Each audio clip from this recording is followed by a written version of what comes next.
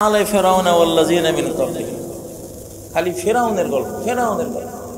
কওমে আদ, কওমে নূহ, কওমে শুআয়ব, কওমে ফেরাউন, এদের খালি গল্প। কেন আল্লাহ করতেছেন এত গল্প? নাহলে আমরা ভুলে যাব যে বেঈমানরা, অপরাধীরা কিভাবে অপরাধ করেছে, কিভাবে ধ্বংস হয়েছে, সারা কোরআন এগুলির ইতিহাস।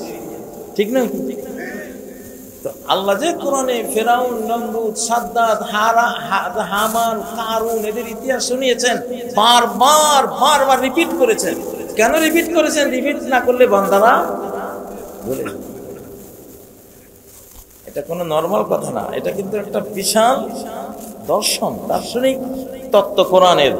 আপনাকেও আবু সাইদের কথা যেই কোনো মিটিং এ বলতে হবে, তার আত্মদানের কথা তুলে ধরতে হবে। সেদিনকার সংগ্রামে আরো কারা হাত হারিয়েছে, পা হারিয়েছে, চক্ষু হারিয়েছে, জীবন হারিয়েছে, এদের কথা বলতে হবে। তাহলে উজ্জীবনী শক্তি আপনাদের ভিতরে টিকে থাকবে ইনশাআল্লাহ, প্রিয় থাকবে। প্রিয় বন্ধুরা, আমার একটা গবেষণা বলবো এখন। গবেষণাটা হলো 1947 থেকে আজকে 2024, একজন রাজনীতিকও বাংলাদেশে রাজনীতি করে শান্তি পায়নি। কেন? কারোই শেষ পরিণতি সুখের হলো না কেন? আপনারা তো আমাদের খালি ওযুর মাসালা, গোসলের মাসালা এইসব দিয়ে ব্যস্ত রেখেছেন, কিন্তু এইবার আপনারা ওই মাসালা জিজ্ঞাসা না করলেও আমি রাজনীতির মাসালা কিছু বলবোই। এটা সময়ের দাবি না?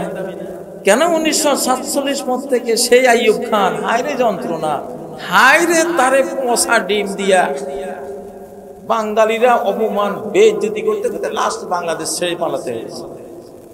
ঠিক না? তারপরে ইয়াহিয়া খানের কি অবস্থা, টিক্কা খানের কি হাল, এরপরে আইলো বাঙালি বঙ্গবন্ধু। আরে ওই বেচারা তো একেবারে আন্ডা বাচ্চা সহ গেল না। আসলো জিয়াও শেষ সুখী মরণটা তো হলো না। এরপরে আপনাদের এরশাদ, পল্লী বন্ধু এরশাদ, ওই বেচারা খুন না হলো খুনের চেয়েও বেশি হয়েছে। দিশা বেদিশায় এমন এক যন্ত্রণা তার জীবনে গেছে, ঠিক নয় কি?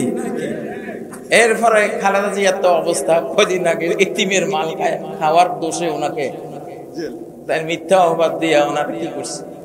আর এর পরের জনের কথা তো না কইলেই ভালো, তাই না? সেদিন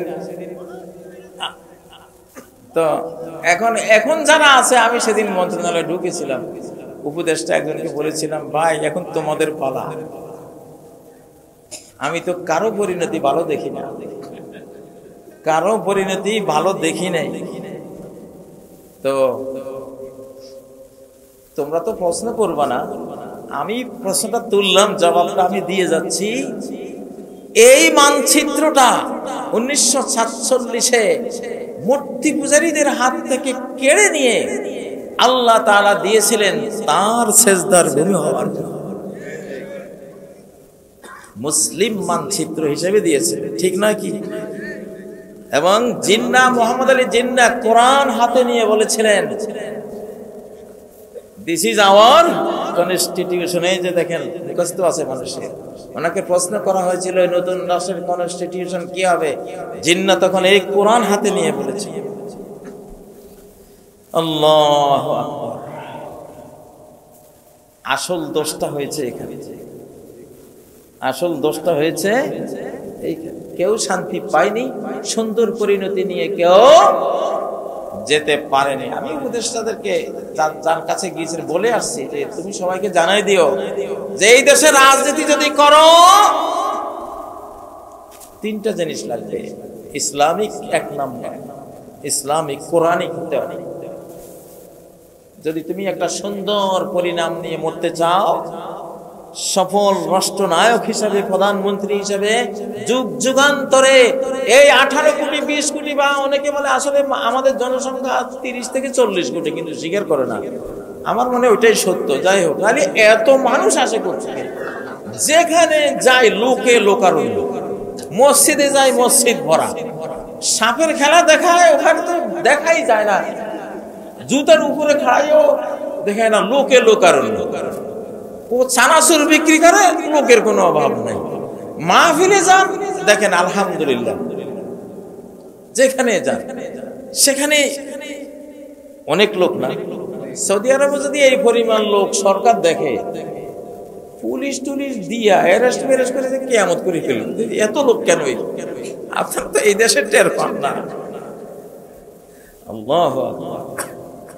তো শাহজালাল রহমাতুল্লাহ আলাইহি এই বাংলাদেশ শাসন করে গিয়েছিলেন, ত্যাগী শাহজালাল। আজও আমরা দোয়া, মুসলিম শাহজালাল, ত্যাগী শাহজালাল দিয়ে গেছেন, কোনো কিছুই হরণ করে যান, ঠিক না কি? খান জাহান আলী এই দেশ শাসন করে গেছেন, খুলনা অঞ্চলের বিশাল অঞ্চল জুড়ে। আজও খান জাহান আলী নাম শুনলে রহমতুল্লাহ আলাই বলি নাকি বলি না? বলি, সুবহানাল্লাহ।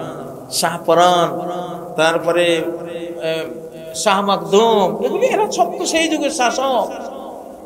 তারা ছিল ত্যাগী, আমরা হয়েছি ভোগী। বিগত রেজিমে কাউকে জিজ্ঞাসা করলে, ভাই আপনি কি করেন, বলতে ভাই আমি তো আওয়ামী লীগ করি। কত বড় চোর, চোরের ঘরে চোর, মানে কি তার আর কিছু লাগবে না, বুঝেন না? হ্যাঁ, ছাত্রলীগ।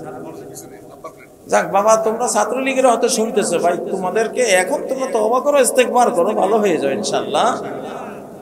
কারণ সূর্য এখনো পশ্চিম থেকে উঠে নাই, ঠিক না? ফ্যাসিবাদী বা আওয়ামী লীগ যারা জুলুম করেছে, তোমাদের জন্য অনেক বড় বড় কোফাল যে সূর্যটা এখনো পূব দিক থেকে উঠতেছে। তার মানে তওবার দরজা খোলা। আল্লাহু আকবার। ভালো হয়ে যাও। ভালো হলে আগামী 1-2-3 বছরের মধ্যে দেখবা আস্তে আস্তে জামাত ইসলামী, ছাত্র শিবির, বিএনপি, এই দেশে যারা এখন যারা কর্ণধার, আগে মাজলুম ছিল, তোমরা মিশে যেতে পারবে, মিশে যেতে পারবে। ওরা অনেকে বলে যে আমরা আবার আসতেছি, আমি বলি 53 বছর অন্তত গুনতে হবে। হ্যাঁ, ঘুমের ঘরে জেলখানায় ওই আয়াতটি পড়তাম, সূরা আলে ইমরান। আমি তখনই বুঝতাম যে আল্লাহ তুমি তো তাইলে ওদের ব্যাপারে সিদ্ধান্ত নিয়ে ফেলেছো যে সে আয়াতটা দেখাই আপনাদেরকে। সে আয়াতটাই পড়তাম বারবার। তা আমি ওই জেলখানা যারা আমার সঙ্গী ছিলেন বলতাম যে এদের যাওয়ার টাইম হয়েছে। তো আমরা যেরকম 53 বছর ভুগেছি, তাদেরও 53 বছর ভোগার সেই দিন আসতেছে। এখানে আল্লাহ তাআলা বলছেন যে وَتِلْكَ الْأَيَّامُ نُدَاوِلُهَا بَيْنَ النَّاسِ।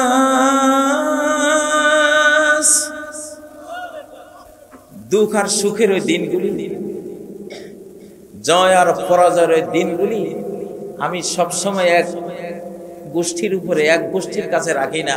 কখনো বালতিটা এদেরকে দেই, কখনো এদেরকে দেই। আল্লাহু আকবার। সূরা আলে ইমরানের আয়াতটা। তো আল্লাহ তাআলা ওদের হাতে ছিল জয়ের বালতি, আর আমরা পরাস্ত ছিলাম, ঠিক নয় কি? এখন এটা কার হাতে?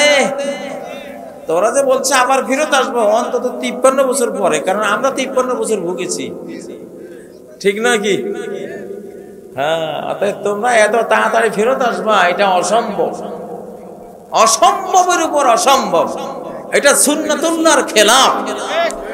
আর বিশেষ করে এই বাংলার জমিন, আল্লাহর প্রিয় জমিন, মুসলিম মানচিত্র, এটা জিন্নাহ সাহেব কোরআনকে ইনস্টিটিউশন ঘোষণা করেছেন, আমরা বাস্তবায়ন করব ইনশাআল্লাহ। আমাদের নাহিদ, আমাদের ভাই নাহিদ বলেছেন ইসলাম এই দেশে ইসলাম অনুসারে চলবে এই দেশ।